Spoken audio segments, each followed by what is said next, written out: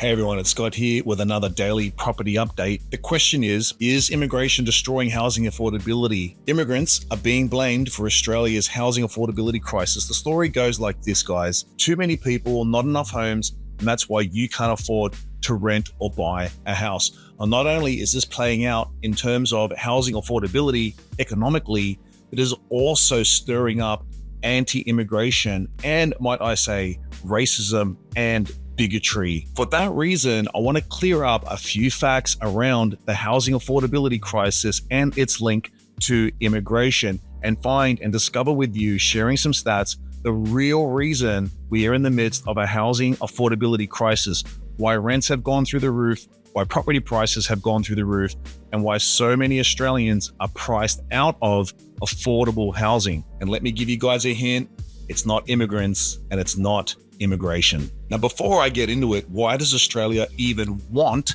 immigrants? Well, we have chosen to have a huge federal and also state budget. We have chosen to spend a lot of money on social programs and other programs here in Australia. And because of that, our spending is totally out of control. Now, that spending has resulted in us having a $30-40 billion a year deficit in our budget. It means we are spending $30 to $40 billion every single year, more than what we have, and we need to borrow money to make up that deficit every single year. Not only that, that deficit is expected to actually grow and get worse. We currently have $1 trillion debt at the federal level, much more when we add in all of the state debt as well. But what will actually happen is, over time, we may even see $2 trillion of debt here in Australia. Now, because of that, and actually because our productivity in this country is falling and has been falling over time, and because we have an aging population and a lot of skills shortages, to maintain a great quality of life here, we have needed immigration. We've needed immigration since World War I, World War II. Especially after World War II, we really ramped up the immigration, and that has created the incredibly culturally vibrant and wonderful skilled country that we do have today. We have needed this population increase to make up the shortcomings in our economy, because we haven't planned out the economy correctly, because our productivity is actually falling, and because our population is aging. Without immigration, we'll have no chance of paying our federal and state bills. We need the immigration, we need the people, we need the skills, we need the tax base to keep this country going. So there's some kind of fantasy out there that if we just stopped all immigration, that would all just be Aussies here in Australia, that we would all be great. No, that would not happen. What would actually happen is our population would age out, the economy would slow, we would move into recession, and our quality of life would quickly fall and quickly diminish. So that is why we need immigration. But is immigration and or immigrants to blame for our housing crisis? Well, let's actually unpack that right now. First of all, let's zoom out and look at the long-term population growth story. So you can get these stats, guys, at ABS. I'll put the link below.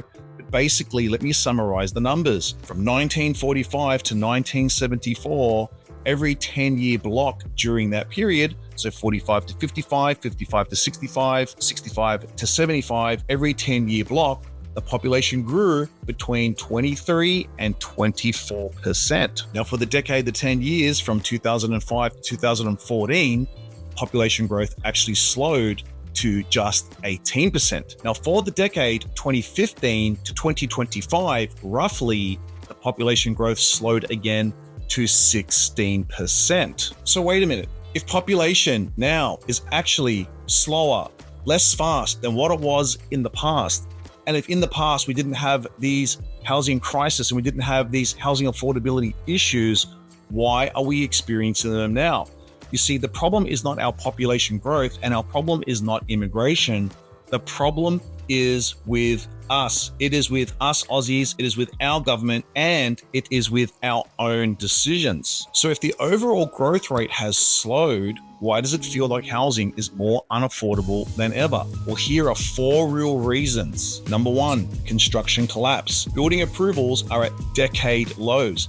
Builders are actually going broke, and cost to build have surged almost 40% since 2019. Number 2, tax grab. Government taxes, charges, and levies have been increasing over time and now make up over 40% of the price of a new home. In other words, nearly half of what you pay goes to the government before a brick is even laid. Number 3, planning bottlenecks. Local councils and state governments drag approvals out for 3 to 5 years. By the time projects are approved, demand has already overtaken supply. Number 4, falling productivity. And this one barely gets talked about. Construction productivity in Australia has been falling for decades. That means we're building less per worker at a higher cost every single year. Imagine trying to run a business where your team gets less efficient every single year. That's the housing sector right now, getting less and less efficient. Immigration has not caused any of those problems. It hasn't caused us to plan poorly. It hasn't caused us to put in so much government red tape. It hasn't caused us to increase taxes.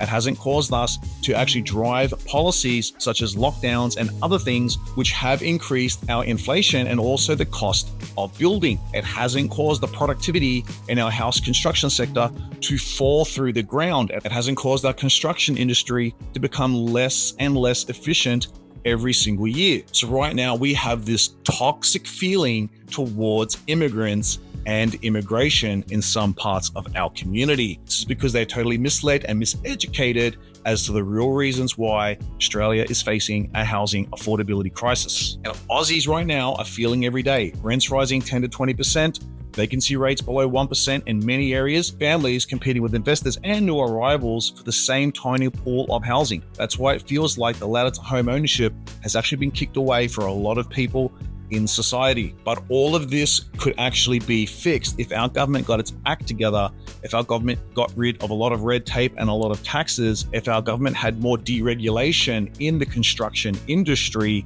improving productivity. Then what would actually happen, guys, is we would have more than enough housing and we would have affordable housing for every single Australian. So here's the bottom line, guys. Blaming immigrants won't get you a home. It won't fix supply. It won't slash red tape. It won't cut the tax burden, and it will not improve productivity. Those things are the only way that we can actually have affordable housing again in this country. And if you've got a mortgage, your best strategy right now isn't waiting for governments to fix it.